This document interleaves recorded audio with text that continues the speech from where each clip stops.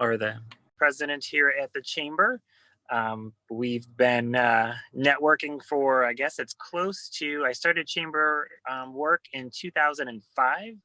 So I've seen the run of every gamut of networking over these 16, 17 years, dealing with, multiple members. So we're excited to kind of present our view of how to network effectively.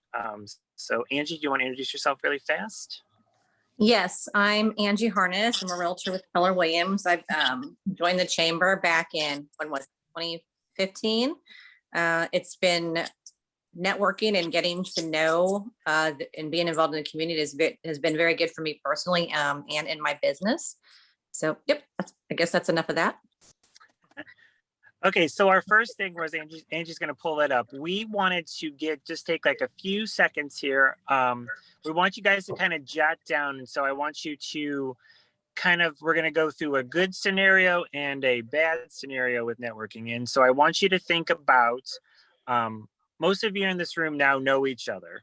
But those that are good networking partners for you, ones that you've built relationships with, I want you to write down maybe the first time you've met, maybe the characteristics of what makes that a good networking relationship.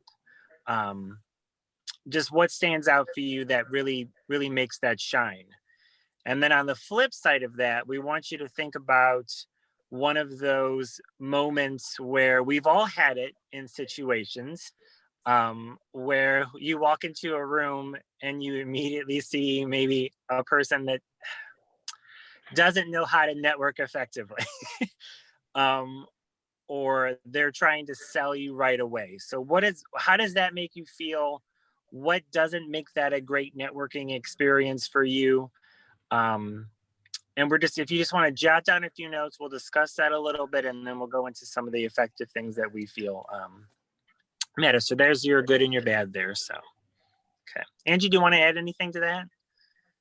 Yeah, I think I would add that when you're networking, how you approach it, your mindset matters. And I think oftentimes when we have a kind of not a good experience with someone, it's because that person, they make it very clear that they really only care about what they've got going on, and there's no reciprocity there. I don't think that's anybody in this room. So I would ask, once you guys kind of get that settled, if we could have maybe 2 or 3 of you share a good and a bad experience, if anyone would be willing to do that, so we can kind of talk about what that looks like and kind of what that feels like too. So. I would say great networking when I go to any networking event and I am, talking with someone, they're open, they're a good listener, they're interested in what you're saying, and they're supportive of what you're doing. And in response, the good conversation flows back and forth, wanting to know more about it, and then a follow-up on when you're going to get together, a one-to-one, let's have coffee, drinks, whatever it might be. Bad would be no response at all. It's only a one-sided conversation. They don't give you any feedback on anything else about what they're doing. Like if you say, tell me a little bit about yourself, and there isn't any real information coming.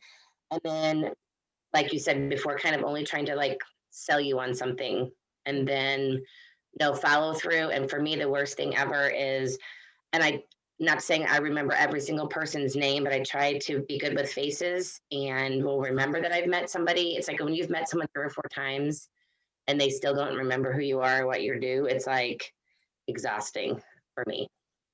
I think I know who you're talking about, Lisa. Well, we've all had is anybody else willing to share? Thank you, Lisa, for sharing. I appreciate that.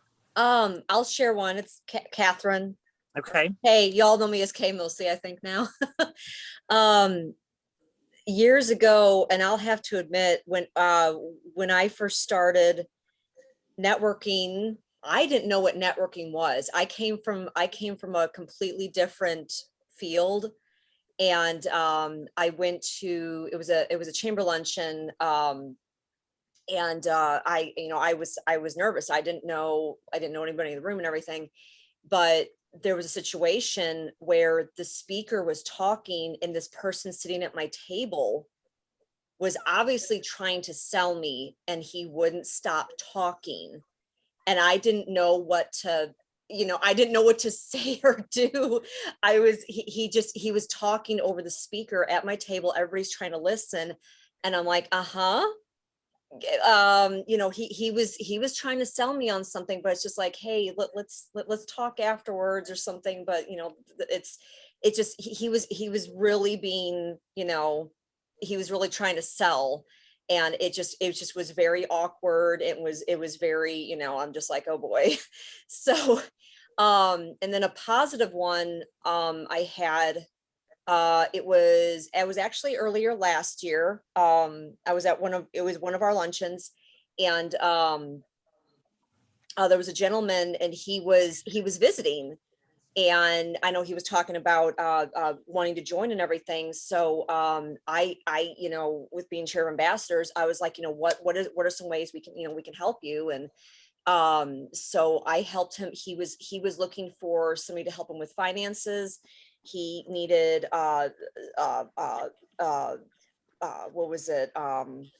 some like legal assistance also. And so there was a couple of people right there in the room that I was able to connect him with right away. It was, and it was really good. So, and we just made, built a really good relationship since then and everything. So that was a really good positive one I had. All right. Thank you very much for sharing. We have time for one more. Has anybody else got anything they'd like to add to And those? Anna has her hand raised. Okay, Anna, go ahead. Go Anna. Good morning, everyone. Before I talk about my good and bad, Kay, you are so right. Can the people in this room, can we make it that when we are listening to a presenter, do not speak when next to the person next to you, because that drives me insane. It's so rude. So that's my soapbox. Let me get off of it. My good example, and I'm going to put it through the Western St. Charles Chamber. The first time that I went was because of Angie Harness.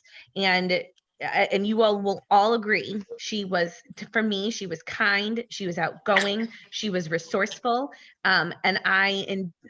Because she had introduced me to the Western St. Charles Chamber, I joined that day. And so Angie is a really good example of a good networker. And then my bad example is anyone that walks around, and if you do this, it's not you specifically, just hear me out, with your business card and just giving out business cards. Here's the thing, people. You're going to do business with people you know, like, and trust, not based on a business card. So keep those business cards and wait until somebody asks you for your business card. Do you hear my daughter sneezing? Sorry. So just keep that in mind. Business cards are good. They really are. They're kind of going away, but don't just be giving them out, because what's going to happen is someone's going to just throw them away. So that's my bad. All right, thank you. Well, it's got some great things there, guys. So Angie, if you want to go to the next slide, we're going to start off with I think Angie brought this up, where your mindset really does matter when you're walking into a networking situation. How you feeling? What's going on? So Angie, if you want to start with that first thing and kind of go through.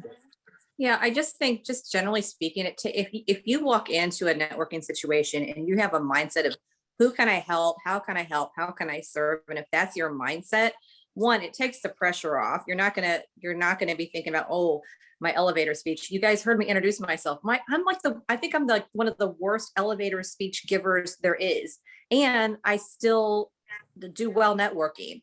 So I'm not saying you shouldn't work on your elevator speech and have a nice polished one. It's a good thing if you do.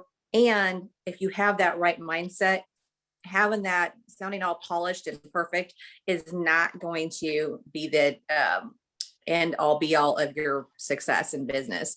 But it takes the pressure off if you think of it that way.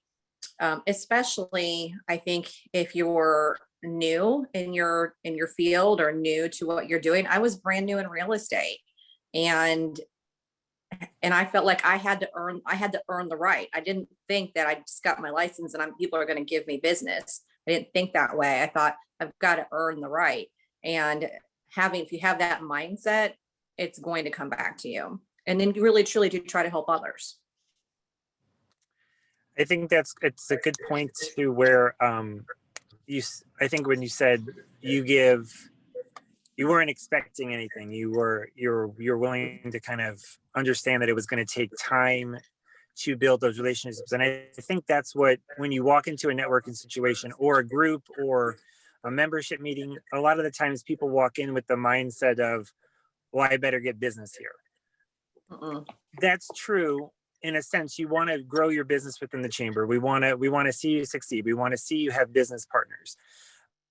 But I think it comes down to people that want to be sold to. They want to build relationships. They want to get to know who you are. And I think if we look at all those in the room, we have all created relationships, just like you, Angie, have. You joined, you didn't know anybody when you came out here. You didn't know anybody in the chamber. You built those relationships and thus turned it into a business relationship as well, but it didn't start off as that for you. So you weren't expecting anything coming in. And I think I didn't know anybody in Missouri. Yeah. We were new to the more you give of yourself and the more you listen to, I think that's important. What Lisa Zweifel said is all about listening. How can you build that relationship? How can you build that friendship there too? One thing I'd like to think mindset too is, not every day is a perfect day for everybody. We have our ups and our downs. We have our own personal things going on. So when you walk in, kind of know where you're at feeling wise too. Like, every day may not be perfect, but try to think about, walking in with, your authentic self. Just be you is kind of what the thing is. Don't put on any airs or, you may not be feeling well. That's okay. But you have to be who you are when you walk into. So I think that's one of the things we have to realize is that nothing of it has to be perfect. We don't always have to present the smiles as well. I want people to feel like when they walk in, they can be real. And if you're having a bad day, then let's let us lift you up, and things like that. So, Angie, you want to add any? I think that was very good. And to go back to what Anna said, it's like, know, and trust. People are going to do business with you if they know, like, and trust you. And taking the time to get to know people, listen to them, think of ways that you can help them, look for cues, really, really listen with that intention of, I can't think of a very good example, but somebody has a need and you're kind of having that mindset that you're always looking for ways to be helpful. They mentioned a need, you might think, oh, so-and-so does that, or so-and-so can help you with that. A lot of times in business, maybe that person you're talking to, maybe you're not going to do business with one another. However, you might be able to connect with them with somebody that's going to help them in their business, and you never know who they're going to connect you with down the road. A lot of times in networking, it's not that first one-on-one where the business comes from. It's an external. It's like it's two or three removed. So-and-so has a service that I don't need. However, I think it's a great service. And then later on, I hear so-and-so says, hey, I need, I need to relax more. So I'm going to, go get Tina's egg, which is very good, by the way. I think that's good though, Angie. I think the first time I referred Angie was to my brother. So that was kind of right after Angie had started. We weren't looking to sell our house at the time. And I don't think me and Angie did business probably until last 2 years ago. So after about 4 or 5 years of networking with one another and building that relationship, but I was able to refer her to somebody kind of down the line, but I didn't need the service right now, but I eventually did. So again, it's not an immediate return. But the more we got to know each other, the more I was more comfortable with referring her to a family member and so on. So I think, again, that's not that immediate. I didn't need something right now, but I knew somebody that did. So really kind of think about that in the way that you're listening and so. Exactly right. And thank you guys. I said there's hugs in there, Mindy. So that's always good. Start off with that. I know we've been kind of socially distant, but I think we're all ready to get back out there and see each other too. So that's good. I like that. Does anyone else have any thoughts on that? On mindset? To kind of piggyback on what Anna was saying and what you said, Angie, Obviously you didn't join the Chamber or Little Black Book or any of the other networking groups because you felt like everybody that you were introduced to or introduced yourself to were going to come to you to sell their home or buy their home. Right. But you've learned so much from it that you use in other aspects of your life, and you're able to help other people with their referrals. And I think that's what makes you a good networking partner, because you realize that it's not about getting, just like it says here, it's more about giving what you know. And you're very good at sharing knowledge that you've received. Thank you. And you are Well, a and really good listener. Just like Mindy's a good hugger, you're a good listener. That's right. I've learned it's a skill I've had to work to develop. I'm a problem solver, and I can have a really bad, and I'm aggressively helpful, and I can have a bad habit if people are talking to me and they mention a problem, and right away they just want to be heard. They don't want me to solve their problem, and I'm trying to solve it. So that's just another thing right there with your mindset, having some self-awareness and maybe knowing that, hey, that's kind of a it's kind of a flaw. Being helpful is good, but when they're not ready for it, it's not so good. So that's kind of a flaw in my character that sometimes I have to learn to shut up.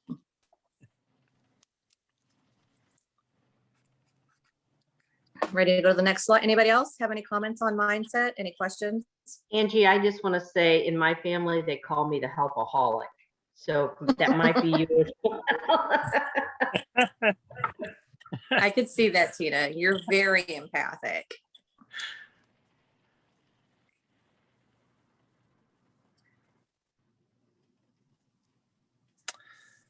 Take that, Tony. Yes. So I think we're kind of gives a good lead into the listening and asking questions. So the more, so we talked about kind of elevator speeches. I think what Angie said is good to have one prepared, but we don't always necessarily have to lead with that too. We are in kind of a close-knit group. I know we have, a lot of members, but we do see each other very often. So I think after a while, if you're in the same type of groups, if you're in Little Black Book, you've all kind of heard those elevator pitches over and over again, So I think if you can find something and go back to that and find kind of your unique niche there, or something that you do for your customers, look at it from a different perspective. It's not always about the XYZ of what we do. I mean, if I go in there and do elevator speech, every chamber has a membership meeting. Every chamber has a golf tournament. What makes us different as an Every organization? loan officer has loans. Yeah. So how are we going to connect with those individuals in the room? So you're going to look for that connection there. Not so much what you do, but how you do it, and what makes you special and unique the way that you do it. So, and I think that leads into me more of your authentic self. One of the things that me and Angie talked about when we met last week was, when you're referring somebody, you're referring that relationship as well. So when somebody refers you, I think everybody needs to understand that they're sending you a friend. And so I always want people to feel like when I send them something, I want them to get the same level of service and care that they would give me to that referral partner as well. Sometimes, it's happened before where I'll say, hey, go to this person, they're fantastic. And the person didn't have the exact same experience that I would have. So I always say to people, you have to be who you are 24/7, no matter what. Each person that you come in contact with has to get that same level of care and service that you would give to any of your main referral partners. That's going to build your network and build your reputation far better than net. So just kind of think about that too. I run into that too. Like if I call, I'll get something versus when somebody else calls. And I think you have to be willing to give and to serve just like you would with everybody. So I don't know if you want to add anything to add, Angie, if anybody has anything to say. Yeah, I would add to that. If somebody refers you, you need to call that person or text them and thank them for that, and show your gratitude. because to me, that's a big deal. That's an honor if somebody has referred you. And yeah, and just making sure you show that gratitude to that other person that did that for you, because that is a big deal. And I would add, the other thing I would add is that I have so much fun when I know I'm putting these two people together, and I know it's going to be an awesome connection and they're going to do good things or great things together. That's a lot of fun. And I've gotten in just a little, this may not be the best way to do it, but a lot of times I'm super busy and I'll think, oh, I need to connect them. And, I know the right way is to do an email introduction. That's a better way to do it. And quite frankly, sometimes I don't have time to do that. Or I know that if I put it on my list, it's going to get down to the bottom and it's going to be 3 weeks later and it doesn't happen. I'll just real quick, I'm just texting you guys together right now, and just so that it's done. Other people might have different thoughts on that, but in those moments, it's like, I'm going to make sure it happens. And this is how I know it's going to happen now. I'm glad you said that. I'm glad that I'm not the only one that does that, because I'll do text introductions.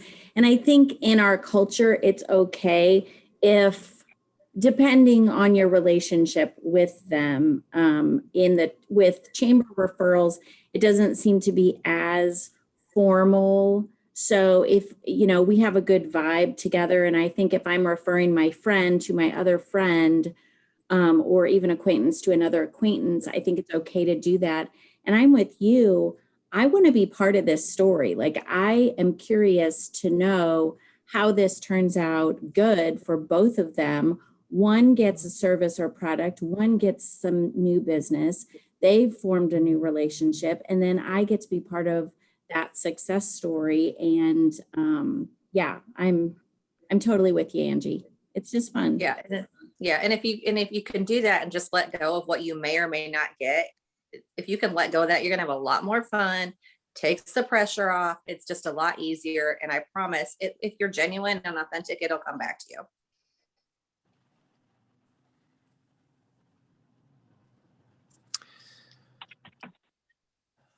What's next, Tony?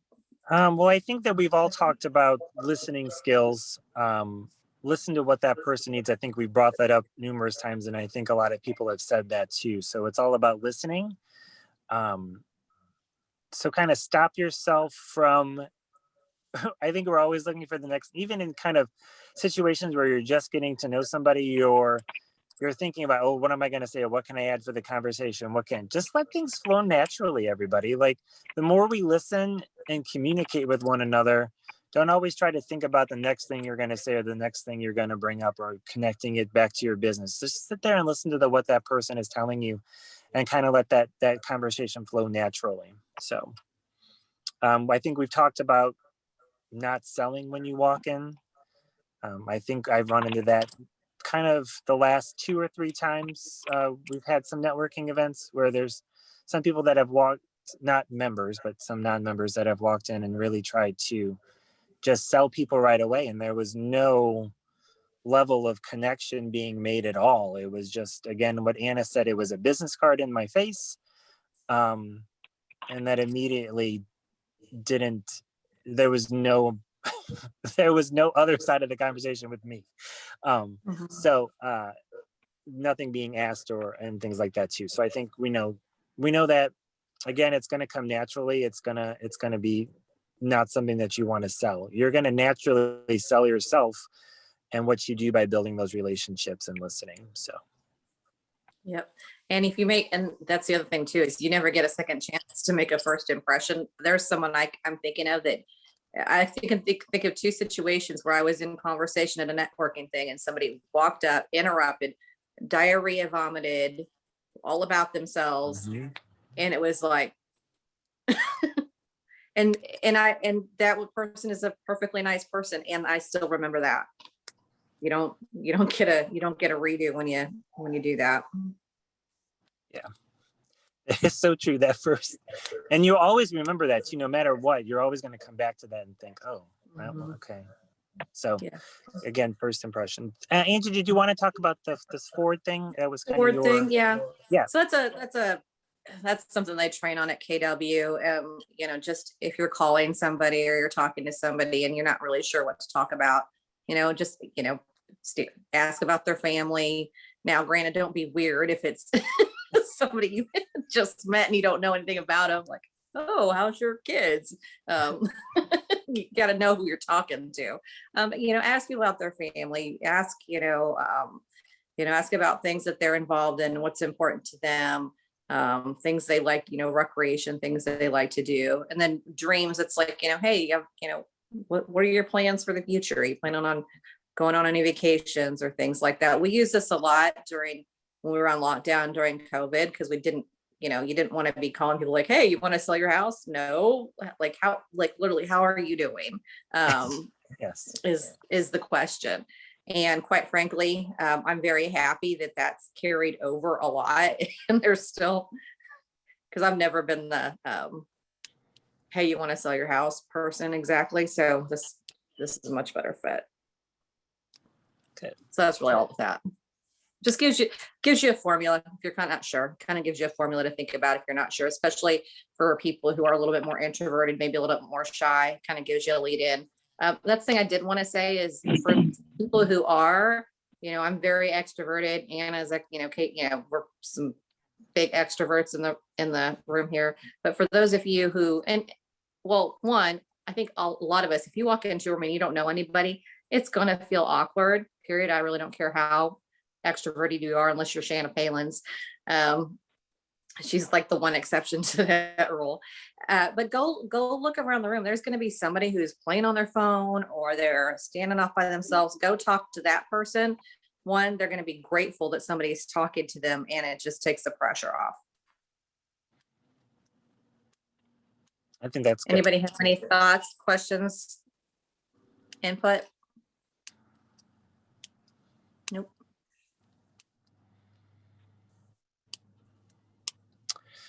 So this is kind of being intentional with your networking opportunities too. So we're going to touch on kind of three things here.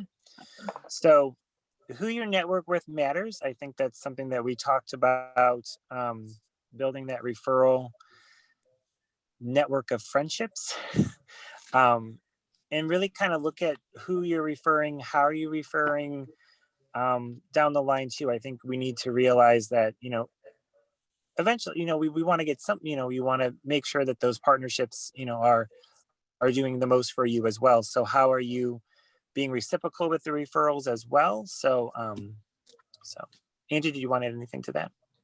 Yeah, so more and more I'm looking at opportunity costs. And what I mean by that is when I was brand new to the business, I did a lot of networking and involved a lot of things and said yes to just about everything. And now I'm, my business has grown to a point where the time to do those things is becoming reduced. And I'm finding that I have two choices. I can work longer days, which I've done a lot, or I'm going to start looking at, okay, what is the net return on this investment of my time? So if it's a leads group or if, whatever it is, some networking thing that I go to on a regular basis, what's my purpose for being there? And is it a good return on my time? I mean, if I just do it because it brings me joy, like I run the book club for LBB, I'm always going to do that. Well, not always, but I love it. So I'm going to keep doing it at least for the time being. But beyond that, you've got to look at your return on time. If you're driving to a networking event and it's taking you 2 to 3 hours out of your day, and your return on investment is like not very much, how else could you have used that time that might grow your business more effectively? So I'm thinking about that. Who you network with does really matter.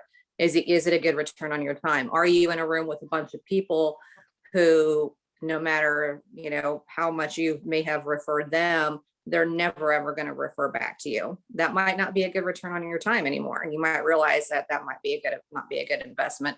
The other thought is, if you have a niche, you might want to really be very intentional about getting to know people within your niche. So for example, one of my specialties is working with seniors. I want to know everyone who works with seniors who is really great at what they do. so that I have them as a resource when I come across somebody who has a need, whether it has anything to do with me selling real estate or not. So that's one thing I've become a lot more intentional with, is really getting to know folks who are in that in senior care in some way or another. Anyone else have any thoughts on that? I think that's important though. What you said at the beginning was you did a lot of things at the very beginning, like you're trying to get involved in things. So eventually down the line, you're going to get to a point where that cap's met. Like, where else can you go beyond that with your referral network as well? Are you meeting new people? Are you building that network too? So think about shifting some of your things. If one event quite isn't there, or maybe isn't working, switch to a different one. So think about what that looks for you too down the line, because you will eventually, if you're not diversifying your offerings or things like that as well, your diversity within your clientele will kind of get a cap too there too. So Yep, absolutely. And everybody's business is different, but if you have I keep going, if there are certain types of businesses or vendors that are complementary to what you do, those that you might need to get intentional about meeting more people in that arena and finding out who's excellent that I want to refer. I mean, I know that if somebody bought a house and they need flooring and painting, I'm sending them to LSL Finishes because I know it's going to be done with excellence. If they want cheap, then I'm going to send them somewhere else. But I think that's good though, because you know who you're referring to and what kind of level of service they're going to get to. So also be intentional with your networking when you walk into a room. If there's somebody that you're looking to connect with, just ask. I mean, ask somebody in the room.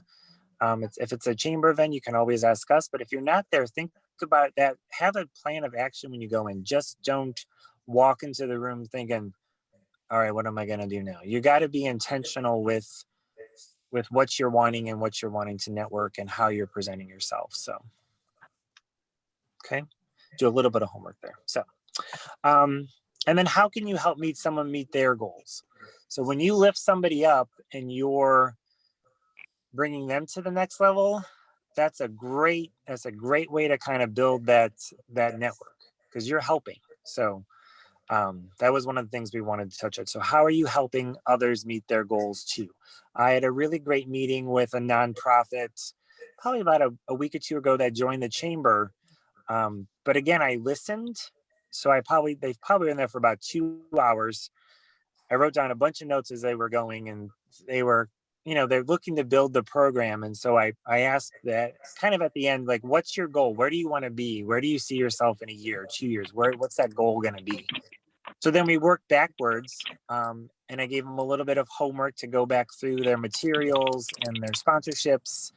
And then they sent it back to me and I reviewed it. So, and it's we've been going back and forth these last 2 weeks, looking at their sponsor levels, having some phone calls, but really try to look at that as, they just came in to meet with me about joining. And I think the more we can help somebody grow and to build that up, it was great to see them kind of take that initiative and then to return it back to me and ask me more questions. So I was really excited to see that. So, but again, that was all listening and just asking questions and getting them to talk more about what they're wanting to do. So we can all do that.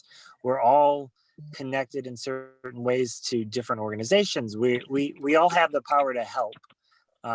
So are you going to do that? So. And maybe you don't know how to help, but you might know somebody who does. There's a great quote by Zig Ziglar, and it's something that goes along something on the lines of help enough other people get what they want, and you'll have everything you want. And then our final thing here is you're not networking to not work. So you could attend, like, if I look at our schedule of chamber stuff, there's, between ribbon cuttings and everything else, 15 to 20 things throughout the month. You could just spend all day networking, which is great if that's building your business and you're seeing a return on that. But don't just keep going to things that aren't getting their return, like Angie said, and kind of a, you know, you're not out there just to network, you're out there to build and to grow. And so do take that time to build your business and to be intentional with that. So 100%. That kind of goes to the opportunity cost I was talking about Yep. earlier. At Mhm. some point, you're gonna, you know, as your business grows, you're gonna recognize some of these things that you're doing. In order to have other opportunities, you're gonna have to let some stuff go. This is talking about this because it's kind of where I am, and I'm learning this, so that's why I'm sharing it. Anybody else have any comments about that? Any thoughts? I said one thing that keeps coming back into my brain. It is more of a question, I guess, is I love to refer people who I have relationships with, and I don't want to say I don't want to just refer people who I'm in networking groups and just because I'm in a networking group with them, but I really want to do that. So I want to get to know people in my networking groups and support them and do the best I can. And so we were talking, Angie, we're talking about, and I forget who else was talking about, I think it was Catherine, like you want to see how the story ends. But sometimes the story doesn't end very good. And sometimes it's really awkward. And so like how to handle those situations when you really do want to refer somebody and you trust that person and then it doesn't turn out good for the person you referred to.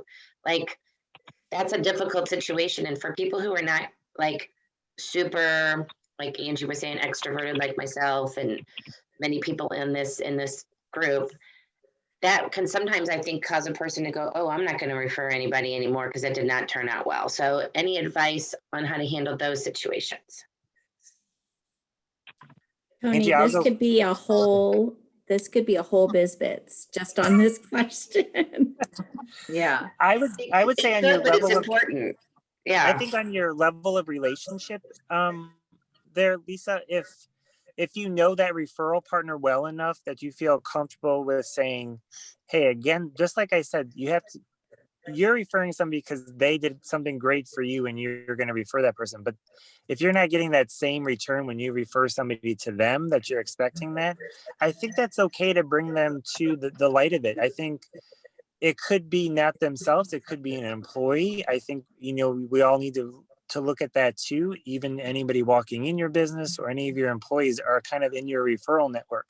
So the way that we build our organizations and the cultures, we need to be aware of that too. But I think one thing would be to talk to that person directly and tell them what happened if you're comfortable with that.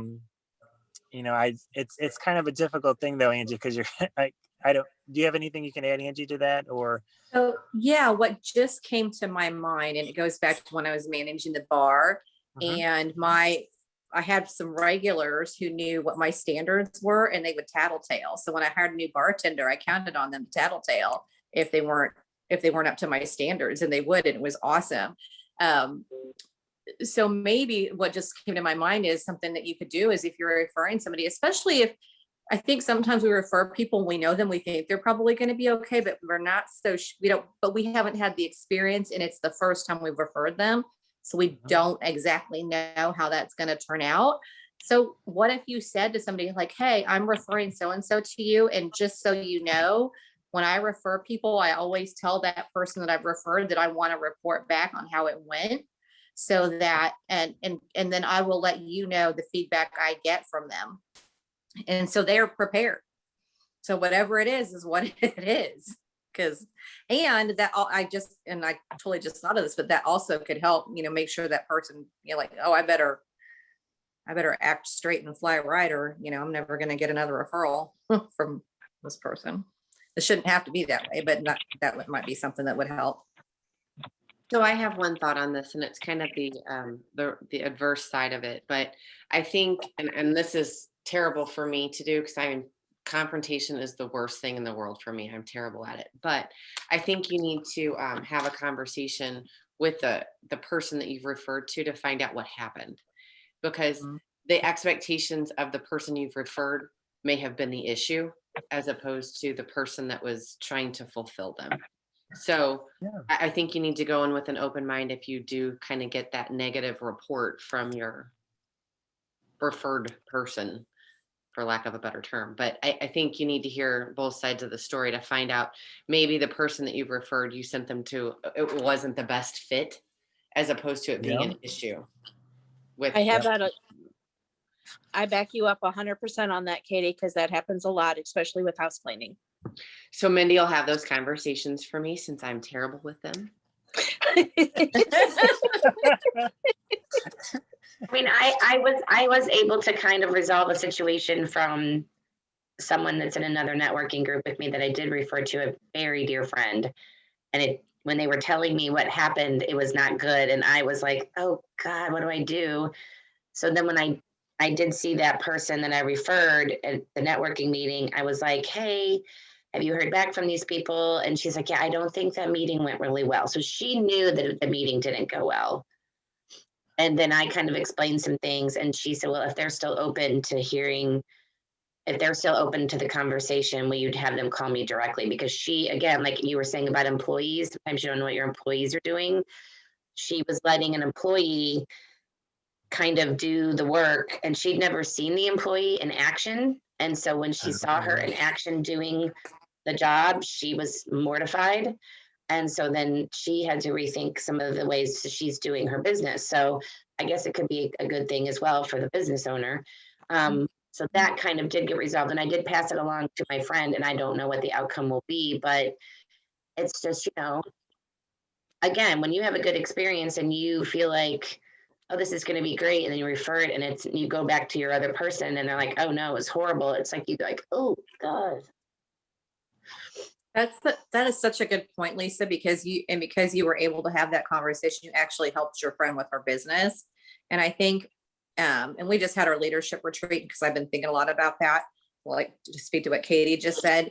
And there's also something to keep in mind. If you've referred somebody and the person you referred to says they didn't have a very good experience, it's the most respectful thing you can do is deliver that information to the person who you referred them to. Because without that knowledge, now they don't have the opportunity to correct it. Now, maybe they won't receive it well. Maybe they'll be jerk faces about it, and that's on them. That's their problem. However, they do deserve at least the opportunity to correct it. And if they choose not to, then you just learn something else. You learn you're never going to refer them again. It's that simple. Even though it's hard to have those conversations, nobody enjoys them. Even us more aggressive types, we don't, enjoy them either. However, it is one of the most respectful things we can do for someone is let them know when, hey, you didn't live up to the expectations, let's chat about it. But I think Katie's right in the sense too, because we'll get calls at the chamber office saying, just from the public saying, well, such and such business did this or that. I always just send a courtesy email and said, I don't know the situation. I don't know what happened with this particular customer, but I want you to know what was said to us so that if you can handle the situation, let me know if you need us to help you as well. But again, I don't know what happened between this person or that person or what that line was. But it also is good to reiterate what the business owner needs to know too, because again, it's that employee. And I think we could spend a whole topic on company culture and ways that you train your staff and things like that too. So I think that's important. But I think a courtesy email or a phone call is perfect there. So make them aware, and then they can explain their side too. So. And maybe the customer is just a pain in the ass and they're difficult and you don't want to work with them anyway. I mean, there is that on occasion. I mean, sometimes it's not the business person, it's the customer that's the problem. Well, Angie, that exact thing happened to me a couple of weeks ago. I had a client come into the egg, and she had been referred by a really dear client who had actually given me a lot of referrals. And the lady walked in with 2 masks and blah, blah, blah. And you all know I'm not a mask wearer, but so I always tell my clients when they come in with masks, you are welcome to continue wearing your mask. I'm that is totally your choice. But as you see, I don't wear masks. So, and she stopped dead in her tracks and is like, why don't you know that? Why aren't you wearing a mask? Don't you know it's a pandemic? Don't you know this? And well, pandemic, not then. Sorry. Anyway, But so immediately after that, it did not go well. It did not go well. I just ended up refunding her the session. And, but so then I immediately called the person who had referred her, my first client, and, you know, apologized. And, but the client was, you know, the new one, she was just so, confrontational, and just, I was like, there's no way this relationship's going to work, you know? So, you know, and she understood, and she's like, oh, I didn't really even think about it, because like I said, she'd sent me quite a few clients. So, you know, but then as a result, now when I have new clients, I always send it's a little blurb with my email that I sent the client intake form and everything. And I say, hey, you know, here's my policy on the COVID, you know, on wearing masks and everything else. But if you need me to wear a mask while I'm in front of you directly for health reasons or whatever, I'll do that, but you need to let me know. But yeah, so that's how I handled that one. Anyway. Good for you. That was great. I was going to say, there are a lot of times though, on a bad situation, you can find out a lot of good about the people involved. Mhm. And you know, how they handle it and their responses. Absolutely. That's so true. Well, perfect. I've told this story many times. There's an Italian restaurant, it's a chain called Biaggi's. I don't think we have any here, but they're over in Illinois, and it was my birthday, and I was just going to chill out at home, and I picked up some food to go, and I got it home. My order was completely wrong. And I just called them to let them know I was going to eat it, you know, no big deal. You know what? This place does not deliver. They send one of their employees and delivered me my right meal. They didn't have to do that. And I've told that story many times. That yeah. So yeah, how you handle a mistake says a lot. And I love what you did, Tina did, because you created a new process. So here was a problem. You just took that as an opportunity and created a new process to help avoid that in the future, which I think is fantastic.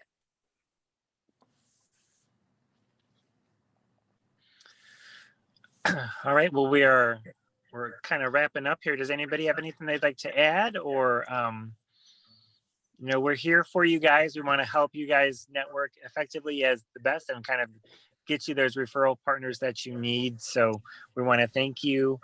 Me and Angie had fun putting this all together for you. So we were excited for that. So any additions? Is there anything that we're missing? I just want to say thank you, Angie. You are a magnificent networker. And the fact that you're willing to take the time to not only present this, but to put it all together means the world, because you are an amazing lady and you have a lot of knowledge to share. So thank you. Well, thank you, honey. Actually, well, Tony put the presentation together. I just sent him notes. He made it look all pretty. Of course, Tony's amazing as well. Yeah, great information, guys. Thank you for sharing. Yeah, I think I would say the best nutshell for you guys to take, and I was very serious. I mean, my elevator pitch is, I mean, it's bleh, whatever. It is what it is. It could be better. However, if just be who you are, at the end of the day, be like you're all awesome in your own rights. And if you just be comfortable in your own skin and come from that helpful attitude, that's really the only two things you got to remember. You're going to be fine. I mean, you can work on getting it all polished up and making it all pretty in a nice package. And that's not a bad thing. I'm not discouraging that at all. However, barring that, be authentic, be yourself. You're already awesome, and be helpful. And that's it. I'll piggyback on that and say, yes, be your authentic self always. Just put yourself out there. People are going to respond to you naturally if you're not putting on any kind of facade or airs or anything. Just be who you are. It took me a while to realize that. So, you know, Disney tattoos and all, you know, that's who I am. So either you want to get on that boat, or, you know, own who you are and own what you like. And, you know, people will like that. So, absolutely. Well, thank you, everybody. I so appreciate you all. So, and sorry, I'm in my car and God knows. So everybody have a great day. Thank you, guys. And I'm voting Katie for Miss Congeniality. I'm not sure if that's a compliment or not. It's a total compliment. It is. I'm just Hi, everybody. like, I greeting love you, everybody and hi, how are you? I told you, you're the cheerleader everybody wants to hang out with. You're the Thanks, best. I will guys. agree with You're the that. best. Have a great day, everybody. All Bye. right, guys. guys.